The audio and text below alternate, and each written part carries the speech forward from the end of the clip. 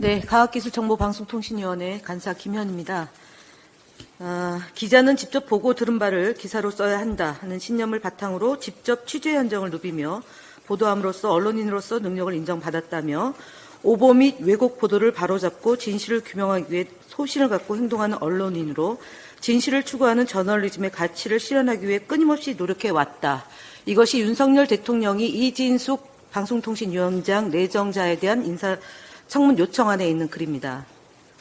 이진숙 내정자가 2022년도에 문화권력도 좌파 쪽으로 갔다라는 말을 한 바 있습니다. 베테랑 1,300만 관객이 봤습니다. 택시 운전사 1,200만 관객이 봤습니다. 암살 1,200만 명입니다. 변호인 1,100만입니다. 설국 열차 900만 명이 국민이 봤습니다. 기생충은 1,000만 명이 봤습니다. JSA 500만이 봤습니다. 웰컴 투 동막골 500만입니다. 괴물 1,300만입니다. 이 영화를 좌파 영화로 낙인 찍은 사람이 바로 이진숙 내정자입니다. 우파 영화라고 국제영화, 국제시장, 태극기 휘날리며 인천 상륙작전, 연평해전 이 영화를 우파 영화라고 규정한 사람이 바로 이진숙 내정자입니다. 깜냥이 안 되는 사람을 세 번째 방송통신위원장 내정자로 해서 인사청문회를 하자고 합니다. 1년 동안 이동관 도망갔고 김홍일 도망갔습니다.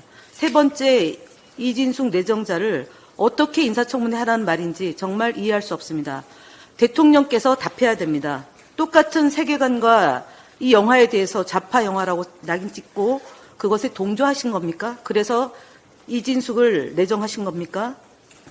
만약에 이것에 동의를 했다면 대통령도 헌법을 위반하고 법률을 위반했다는 점에서 심각한 문제를 제기하지 않을 수 없다는 점 말씀드리겠습니다. 또 하나 있습니다. 이분이 자유총연맹 토론회에 가서 공영방송 수장이 중립적 인사여서는 안 된다라는 말을 했습니다.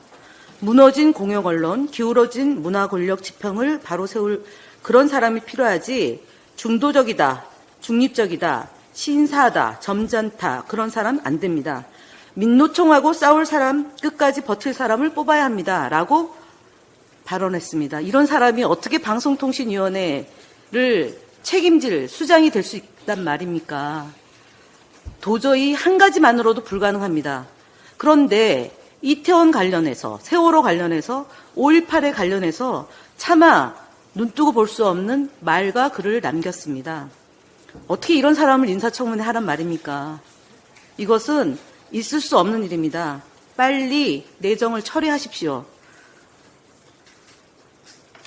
미국에서도 저희 최혜병 관련해서 대통령이 입장을 냈던 것 맥락으로 본다면 몰랐다면 인사 참사입니다. 인사 검증 실패입니다.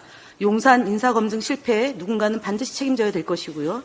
대통령께서 이런 사람을 방송통신위원장 그것도 방송사업자에 대한 재허가 재승인을 결정한 자리에 있는 매우 중요한 위치에 있는 사람입니다. 이런 사람을 방송통신위원장으로 한다면 제가 볼 때는 철퇴를 맞을 것 같습니다. 오래 못 갑니다. 저희가 지난번 이진숙 내정자에 대해서 내정했을 때 스스로 물러나지 않으면 끌어내리겠다라는 얘기를 한 바 있습니다. 이런 내용이 백일화에 드러나기 전입니다. 스스로 물러나야지만 더 이상 망신을 사지 않을 거라는 말씀을 드리고요. 덧붙이자면 2012년도에 이명박 정권의 국정원 시나리오대로 MBC 민영화를 추진하다 발각한 사실이 있고요.